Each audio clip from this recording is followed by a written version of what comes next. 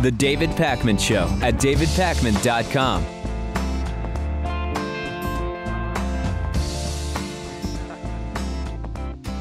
I can only assume that most of you have heard that the Supreme Court has decided that state bans on same-sex marriage are not constitutional, effectively legalizing same-sex marriage across the entire country. We knew this ruling might happen, but just a few years ago, we were thinking, well, this will eventually happen. But I certainly had no idea, Lewis, that by 2015, we might have full national gay marriage, even with the acceleration that we saw in individual states legalizing. We thought this was still a ways away. We did. We thought maybe even I would say a minimum of 5 years away. So it is a little bit shocking. Yeah. This is just such great news. And it's great news because this is just not something we should be putting energy into. Of course, two consenting adults should be able to get married to each other. We have so many other issues. And Lewis, maybe if everything was just perfect in our world, we could put more time into analyzing the specifics of which consenting unions between individuals should be legal or not. And even then, I would say that it's a waste of time. But especially when we have so much going on our planet and in our country, this is one of the biggest wastes of time. And I resent the primarily religious fanatics who have been pushing this into the issue that it has been, because it's been energy and dollars and mind power that could have gone into something better. And fortunately, the Supreme Court has decided that it's not going to go any further.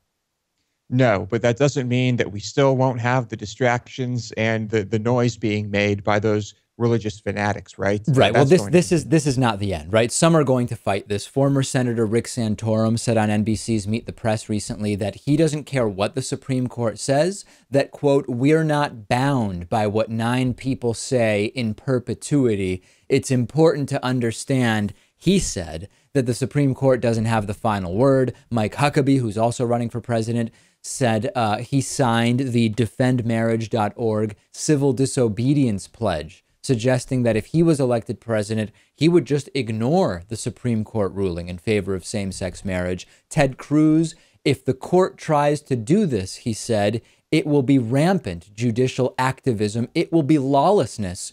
It will be fundamentally illegitimate." And then Ben Carson said he doesn't even think the law would have to be enforced because he says, according to how he believes the Constitution works, the president must carry out the law of the land, and that the law of the land comes from the legislative branch, that a judicial law, as he describes it from the Supreme Court, would not need to be enforced. Ben Carson, as usual, living in a fantasy world.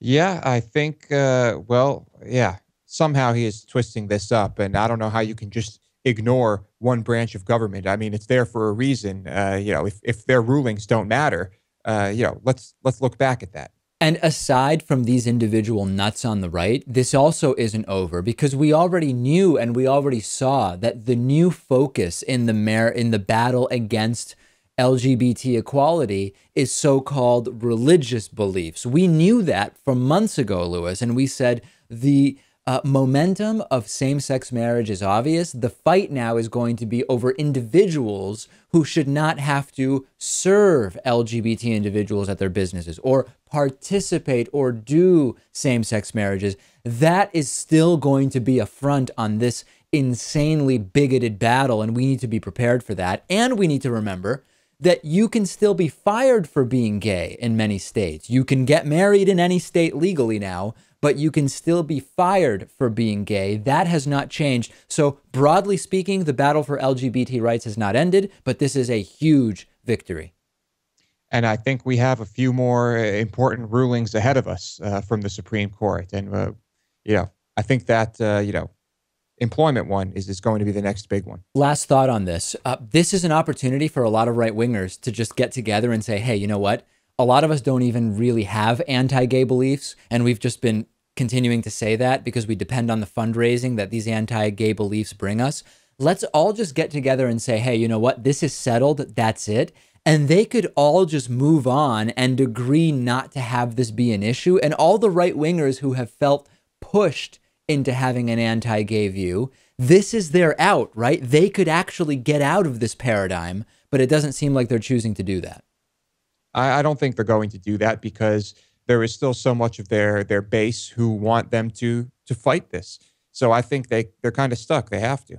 Let's go through some of the reactions to the momentous Supreme Court ruling that state bans on same-sex marriage are unconstitutional. Immediately after the ruling, anti-gay bigots had any number of complete and utter meltdowns. Near the top of the list is the American Family Association's Bryan Fischer, who started on Twitter equating the decision to 9/11 and slavery. He wrote, June 26, 2015, the day the twin towers of truth and righteousness were blown up by moral jihadists. Sending another tweet, June 26, 2015, a day which will live in infamy. And then saying, from a moral standpoint, 626 is now our 9/11. A similar diatribe made it onto his radio show, which is what I'll play for you now. Let's take a listen. 626, that's today, June 26, 2015. 626 is now our 9/11. From a moral standpoint, 626 is the new 9/11 because it was on this day that 5 justices of the United States Supreme Court became moral jihadists. They became rainbow jihadists, and they blasted the twin pillars of truth and righteousness into rubble. And they did this by imposing sodomy-based marriage on the United States through an act of judicial tyranny. So, ladies and gentlemen, what this means is that we, the people, have ceased to be our own rulers. We are now serfs on a plantation that's being run by cultural elites who wear black robes and use their gavels like the slaveholders of old used to use their whips to beat us. It's a moral 9/11, Lewis, 626, and he talks about serfs on a plantation, alluding to slavery. I was actually expecting to see tears cascading down his rosy cheeks as snot bubbles ballooned from his nose amidst unintelligible sobbing. Bryan Fischer was actually relatively calm compared to what I thought might happen. Yeah, maybe the rampage happened before he went on air. He had to vent that anger and frustration. I guess if this is a moral 9/11, that makes us terrorists, right? Well, I was going to say, it's so loony that he's using the 9/11 reference and talking about moral jihadists. The jihadists hate gays. Bryan Fischer agrees with the jihadists way more than anybody who was on the side of equality here. Bryan Fischer and the jihadists would actually have a lot in common if we put their religious beliefs side by side. Yeah, the name of the religion would be different, but their beliefs would be pretty similar. It's insane that he thinks the moral jihadists are the ones who are in favor of equality here. And he is certainly, maybe he realizes that, maybe not, but he knows how to use language to scare people. Another bigoted, yeah, no question about it. Yeah. Another bigoted nut who went on a rampage making stuff up out of thin air after the Supreme Court's decision that same-sex marriage bans at the state level are unconstitutional is Fox News' Todd Starnes. He interviewed Franklin Graham, kind of well-known, TV Christian, interviewed Franklin Graham, and they started talking about how all of a sudden pastors might be persecuted. Let's take a look at the first clip here. And that's just it. That's period. And God does not change his mind. We've seen the messages that you've posted on Facebook, and we've seen religious leaders from many denominations say, hey, look, this is going to be open season on Christian business owners, on pastors and churches that may not perform same-sex weddings or ceremonies. What are your concerns for those Christians, and what is your word of warning to them? Well, you better be ready and you better be prepared. Because it's coming. I think there will be persecution of Christians for our stand. Because see, I believe the Bible, and God loves us, no question about it. So when the president says that love wins, yes, God loves us, but sin is sin. Then after that, Todd Starnes went on even further. Clip number 2. The Supreme Court's decision means gay rights now trump religious liberty. And if you think the cultural purging of the southern states has been breathtaking, wait until you see what the activists are about to unleash on American Christians. Churches and faith-based organizations should be prepared to be hit with lawsuits and government investigations.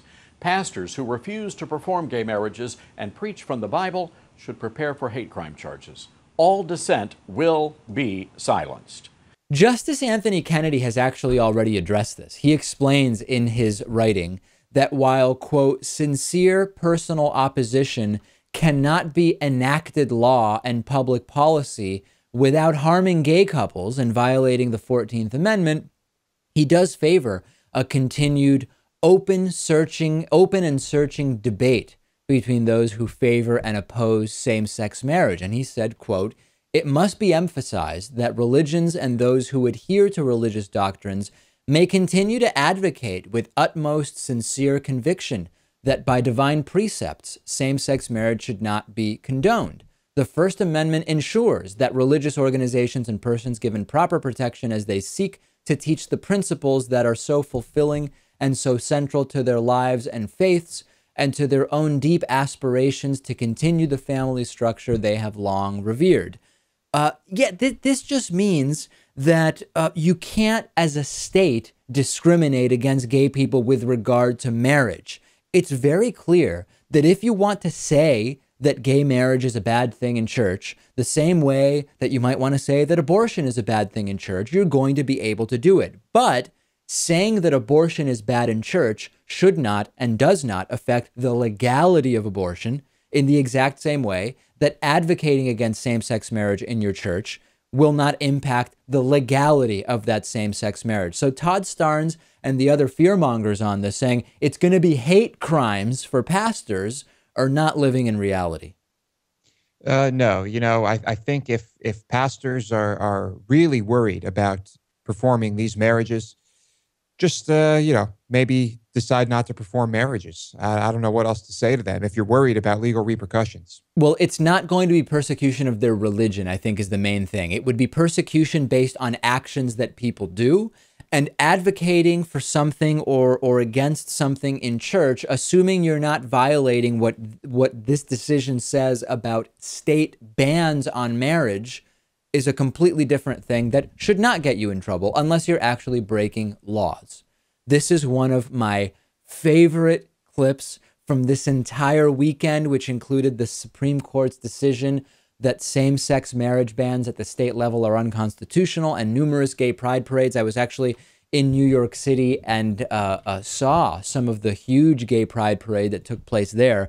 This is from CNN. A CNN anchor and editor didn't realize that what they reported on very seriously as an ISIS flag at a gay pride event was actually a flag of dildos and other sexual toys, Lewis, rendered in the style of ISIS. Let's take a look at CNN editor Lucy Paul's report, the flag that she felt should be very shocking to viewers around the world, Lewis, because it is an ISIS flag at a gay pride event. Take a look at the video. Just absolutely epic. An unnerving sight today at a London gay pride celebration, an ISIS flag among a sea of rainbow colors. CNN International assignment editor spotted the flag and was able to snap these pictures. Joining me on the phone from London is CNN's international Lucy Paul and CNN national security analyst Peter Bergen. So Lucy, I want you to start off explaining and describing what you saw and the reaction to it. Hi there, Suzanne. Yes, I was just leaving work and I came across the Gay Pride March, an annual event in London where tens of thousands of people march through London. It's a very jovial, light-hearted atmosphere, very happy atmosphere. And I was just trying to cross Regent Street, one of the main shopping streets in London, and I had to stop because the march was going down the street, when all of a sudden this man, quite distinctive from the rest of the crowd, he was dressed in black and white, whereas everyone else was brightly colored, as you can see from the photos.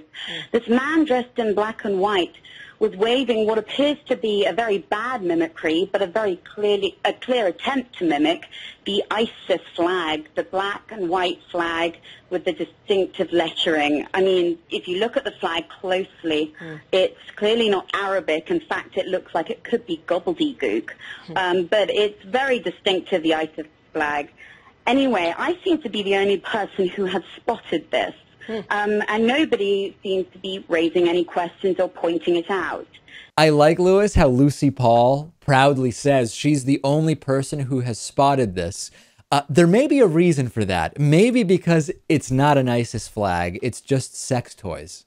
Yeah, this reminds me of the flag I saw, the Come and Take It flag, where the cannon was replaced by a butt plug. Very funny. I love it. It's, she said she went to an organizer. She went to a police officer. Yeah. Why didn't she just go up to the person holding the flag and take a closer look or ask them? That was exactly my question. And, putting two and two together, maybe she should have said, wait a second.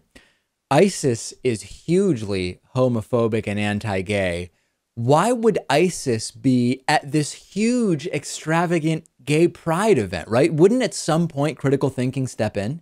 And why would none of the thousands of people in this crowd be upset or even be looking or pointing? You would think there would be an angry mob around this flag. There was not. So indeed, it was a satirical flag, sort of in the style of the ISIS flag, but it had a bunch of different sex toys on it.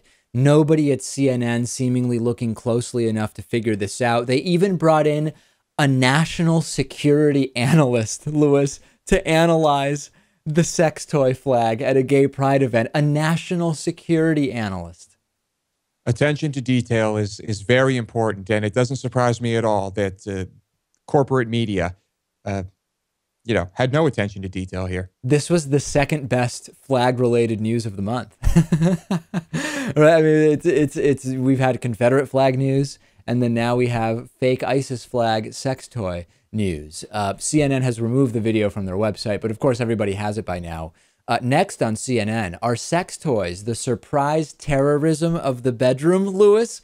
Lucy Paul will go undercover with an exclusive investigation. She has got to be so embarrassed. I mean, this is incredible. I'd love to talk to her about it. You can't really say much more about it. So there it is. That's my favorite piece of reporting around the entire weekend of LGBT rights moving forward and gay pride parades and so much more. We have so much more to talk about in terms of the repercussions here, and we're going to get it all out of the way today. I have had Lewis clear the schedule for today so we can really analyze in detail all of the reaction. Twitter.com/David Pakman Show. Send us your thoughts. We'll be back after this. The David Pakman Show at davidpakman.com.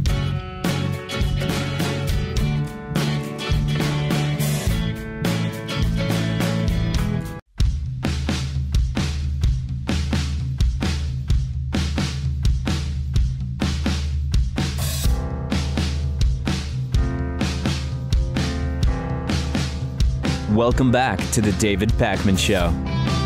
Let me remind all of our viewers that our program is funded directly by them through the David Pakman Show membership program. Today's new member of the day is Alex Verville.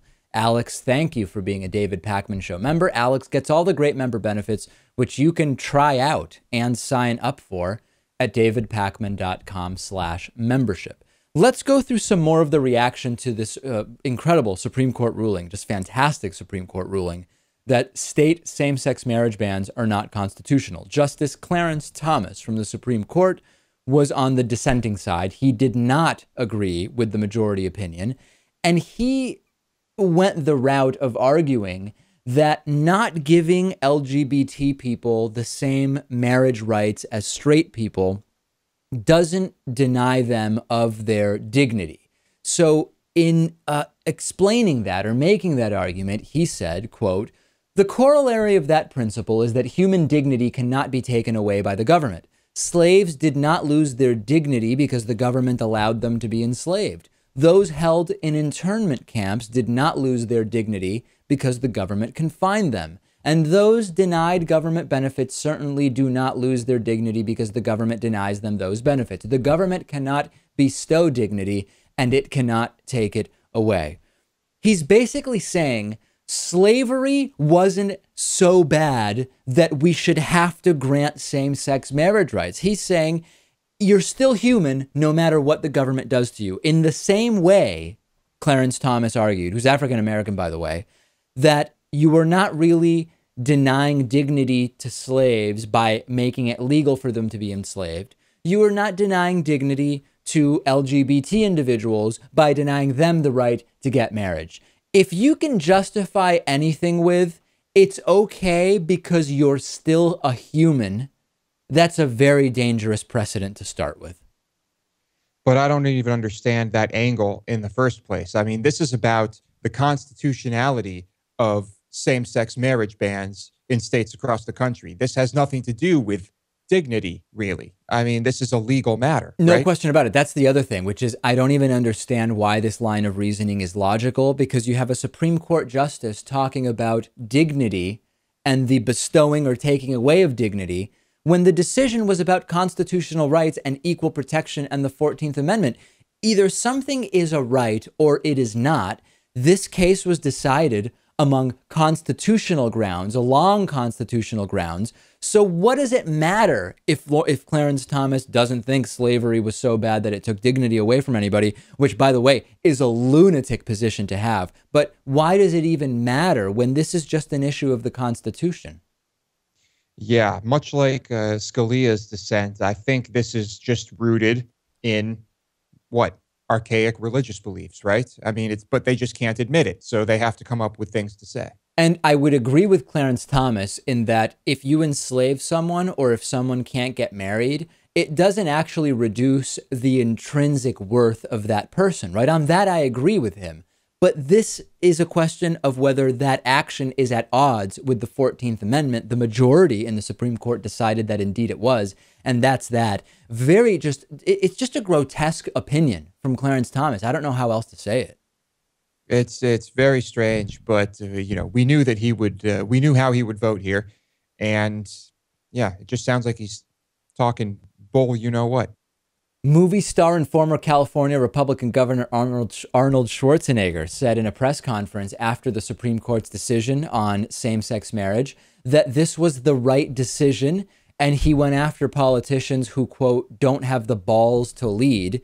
He said, when it comes to the Supreme Court, I'm very happy that they made the right decision on that because we in California, we're always a step ahead. We made the decision a long time ago. Everyone has equal rights, so this is the right way to go. And I think it is a great celebration of America. Sometimes I have to say that the judges and judiciary system make better decisions than the politicians.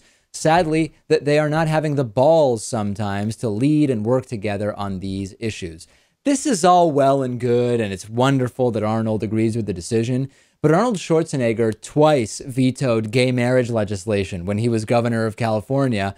He said now that this is the right way to go, but multiple times voting in a completely different way. And he waited and waited and waited and opposed this for a long time.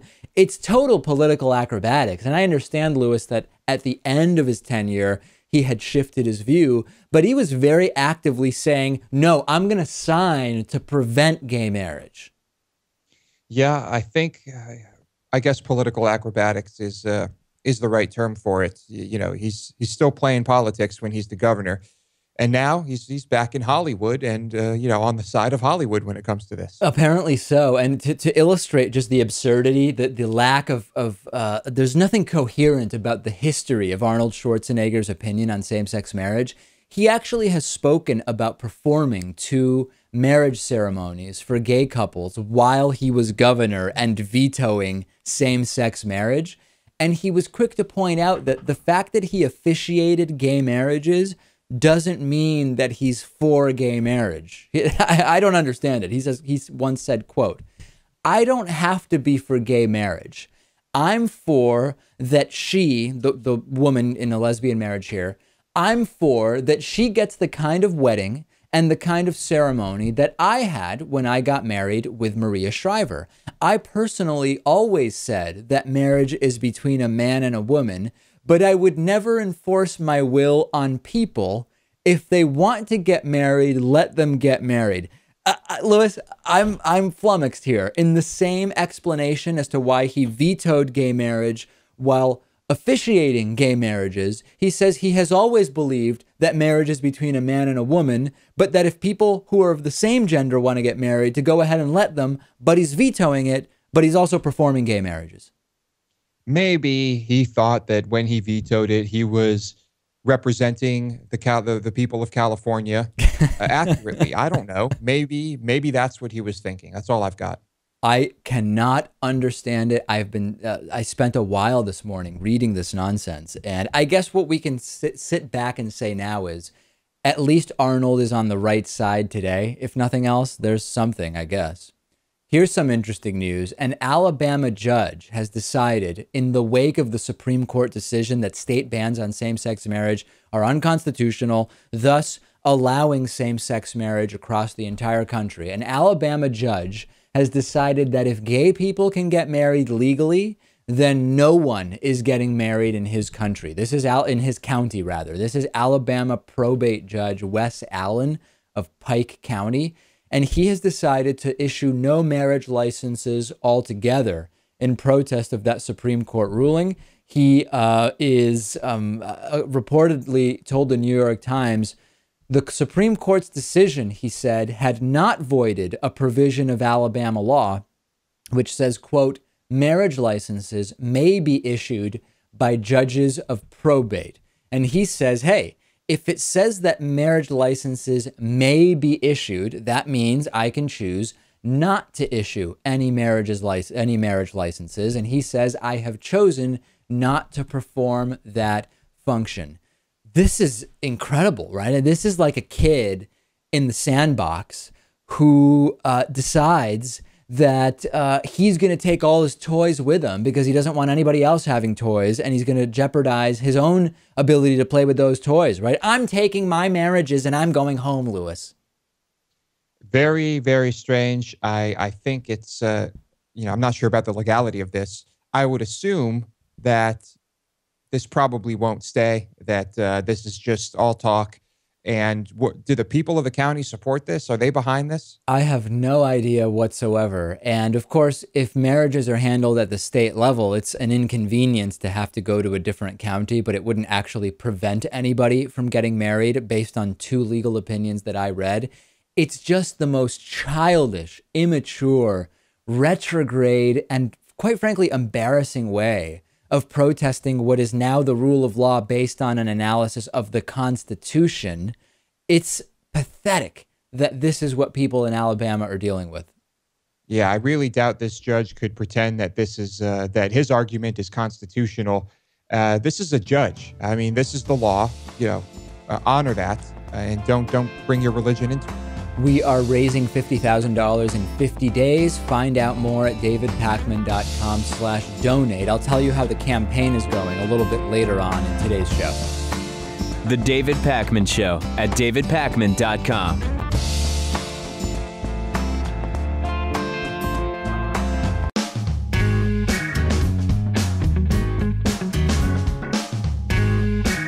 Welcome back to the David Pakman Show.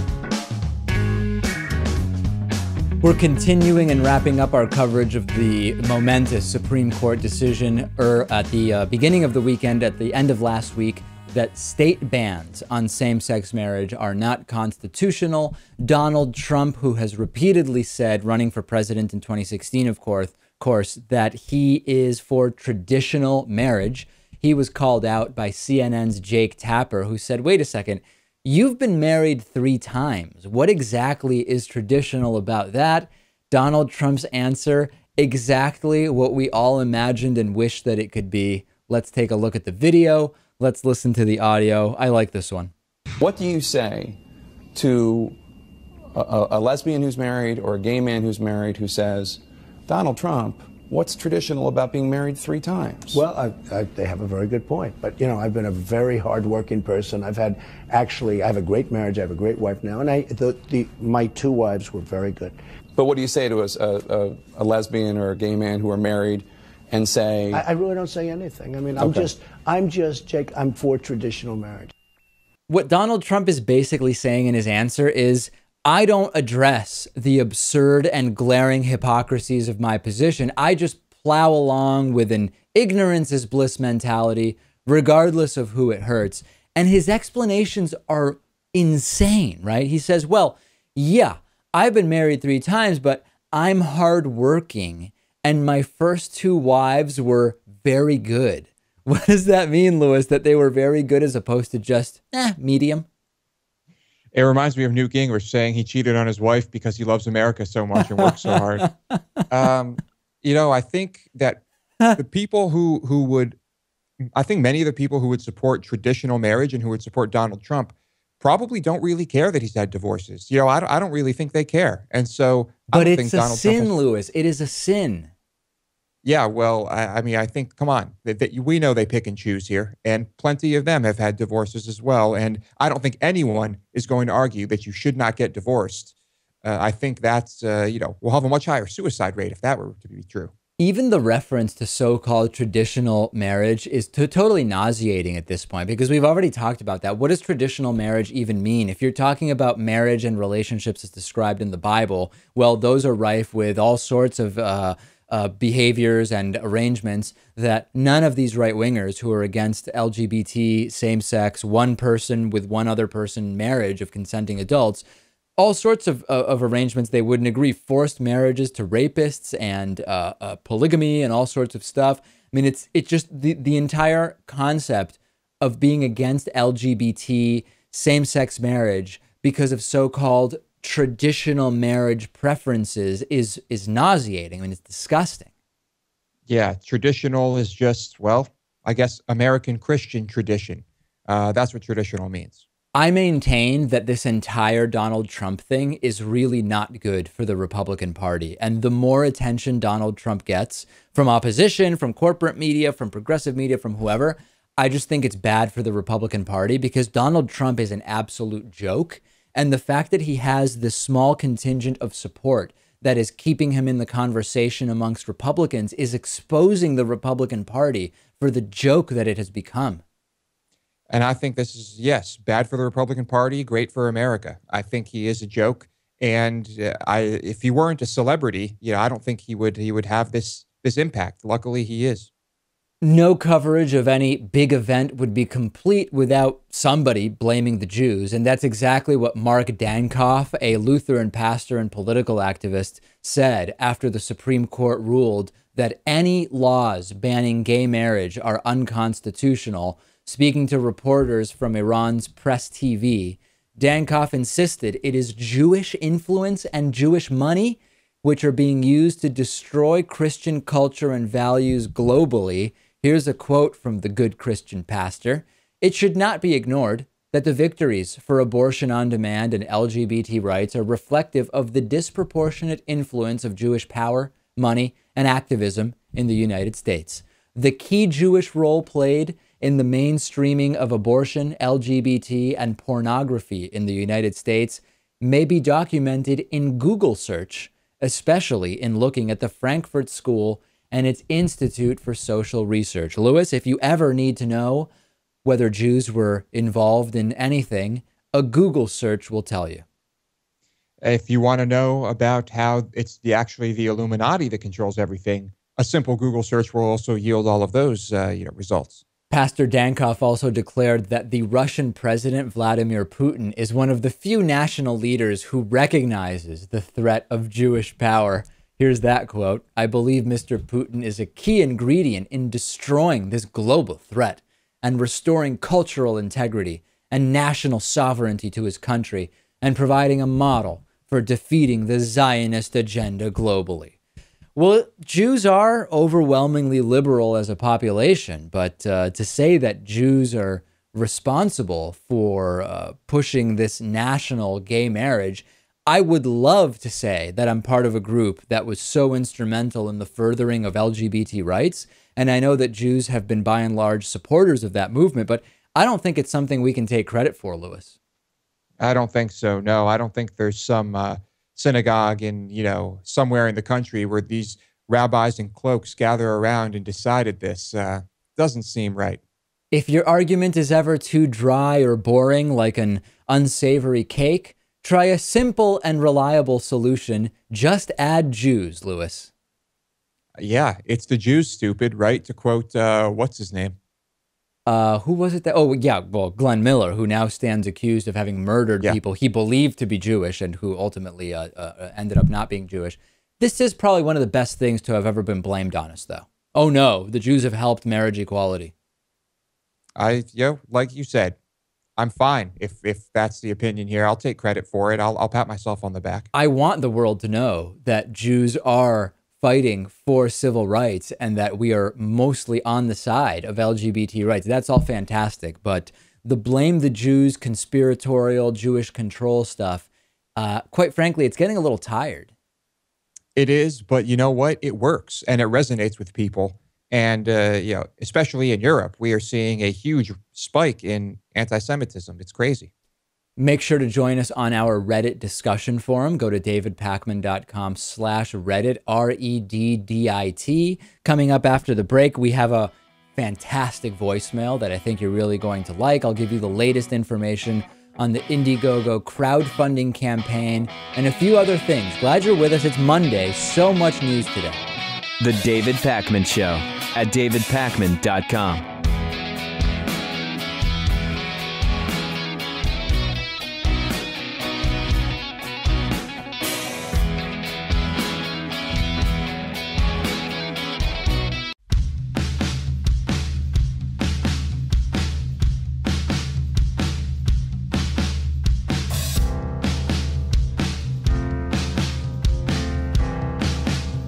Welcome back to the David Pakman Show.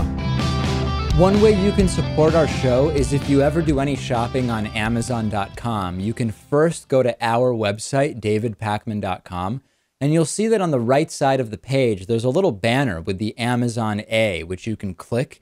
If you click that, and I recommend bookmarking it and just using it whenever you shop on Amazon, everything you buy will support the David Pakman Show because we'll get a little kickback from your purchases. So I highly encourage you to do that. A bunch of interesting stuff purchased by our audience through that link over the last week.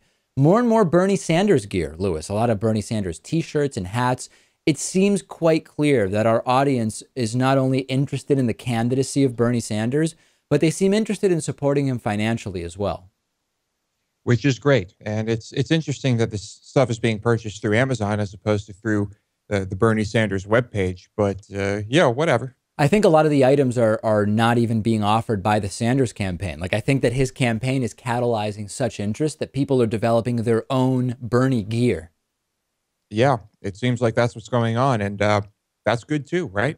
Absolutely. And another very interesting item. I'm so curious about this. I know that really good balsamic vinegar can be expensive. Someone purchased some balsamic vinegar aged 25 years through our Amazon link at davidpakman.com. It's only 100 milliliters of the stuff, right? That's just barely over 3 1/3 ounces for $200. I am so curious, Lewis, how good that balsamic vinegar is. It's probably pretty good. And I would imagine that the price on these can go up from here quite a bit because some of the stuff, it seems, is aged for like 75 years. And I just can't even imagine how expensive that is. I don't think I've ever had, I couldn't even say how much how old the oldest balsamic vinegar I've tried is. I assume not more than a couple of years. And even that was like incredibly good. I mean, it just takes on almost like a syrupy consistency. It's amazing. $200 for 100 milliliters. If you bought that through our Amazon link, please get in touch and tell me the story about how you chose that one and what you had it on and how good it was, because I am so curious. And remember that any shopping you do through our Amazon banner at davidpakman.com supports the work we're doing. So I appreciate everybody who uses that. Okay, here's the latest with our Indiegogo crowdfunding campaign. We announced on the last day of May that we are raising $50,000 in 50 days. We are expanding the show, adding programming, bringing on a guest host, hiring Lewis full-time to come to our new, soon-to-be new studio in Boston, Massachusetts, and so much other stuff. We are officially, and I am thrilled to be able to announce this today, officially on the home stretch. We are on the downhill, call it whatever you want. More than half the money has been raised. You can see all of the details at davidpakman.com/donate. We are up to $26,009 from 434 funders, Lewis. I mean, it is just heartwarming that over 400 people have said, not only do I like this show, I'm actually willing to donate to the show so that it expands. Over 400 people now from 27 different countries. The recent additions of Uruguay and South Africa. I don't even know what to say. I mean, thank you to everyone. It's incredible. Yes, thank you. It's a big effing deal, to quote Joe Biden, and I'm happy so far. Things are going well.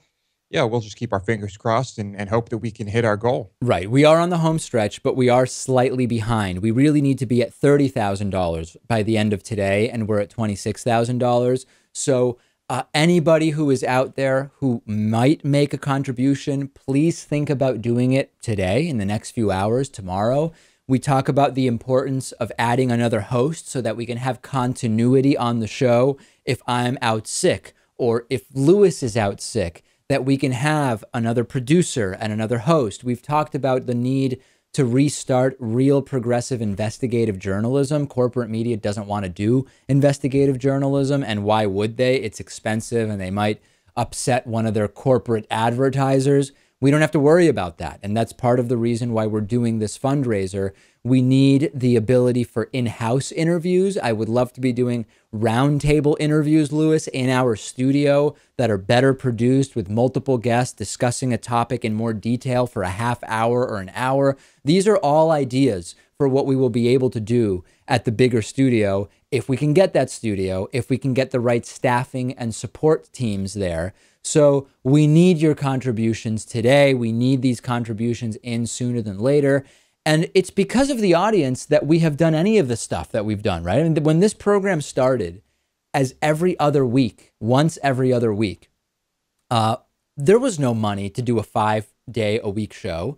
It's only because people already have been voting with their dollars that we were able to make the expansion to 2 shows a week and to 4 shows a week and now to 5 shows a week. The show already would not exist if it weren't for the audience. So if the audience wants us to do this stuff, Lewis, then I think that they will contribute, because in the past, all of our growth has been directed by that audience. Indeed. They've done a great job so far. And like you said, I think it does build confidence hitting that halfway point. So that is a good thing. We'll see what happens. We'll see what happens here. Help us close the book successfully on this campaign. We are very close to being able to make the first announcement as far as what will be happening as a result of the campaign. And we've just got to keep the momentum going. So go to davidpakman.com/donate, make those contributions, and we will keep you apprised of the progress on that campaign. We have a voicemail number. The number is 219-2DavidP. We have a voicemail today from the Kansas Troll, and the Kansas Troll, Lewis, is completely unhinged in today's voicemail. The topic is the Charleston, South Carolina, church shooting involving the admitted shooter, Dylan Roof. Here is the Kansas Troll, very upset. You know, I will not even become angry with this voicemail. It's just, I have become so overwhelmed with idiocracy from the David Pakman show that there's just actually no reason for it. I will not allow it to get me to the level of anger. But the fact that you think that this Dylan Storm Roof guy killed black people simply because they were black, that's why he went into the church, you are an absolute moron. He killed black people in that church because he was a mentally unstable individual. But his real reasoning behind it, which actually has some truth, is the fact that black people commit an enormous amount of crime against whites compared to their per capita population. That's something that the David Pakman show will never discuss. That's something that the liberal media will never discuss. Because, you know, when you say anything bad about blacks, you're a racist. So, you know, David, I understand the angle you're coming from, but it would be really nice if you actually reported on this story from an unbiased manner. And on a side note, you're trying to say that every single person who waves the fucking Confederate flag is a racist? Are you serious?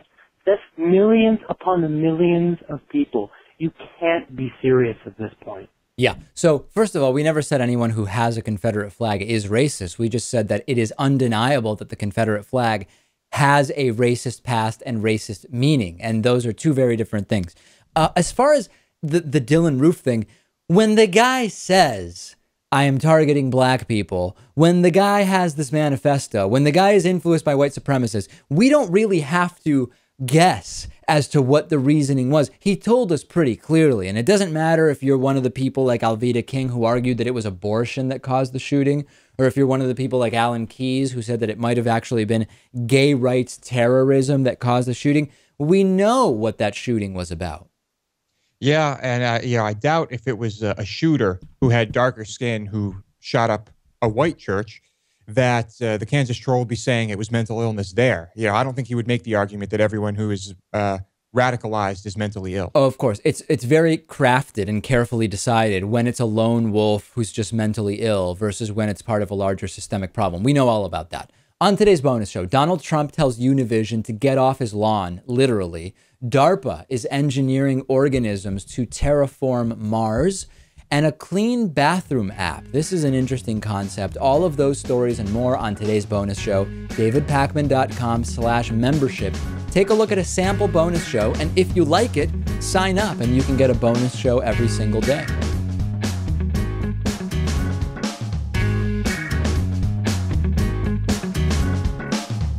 The David Pakman Show at davidpakman.com.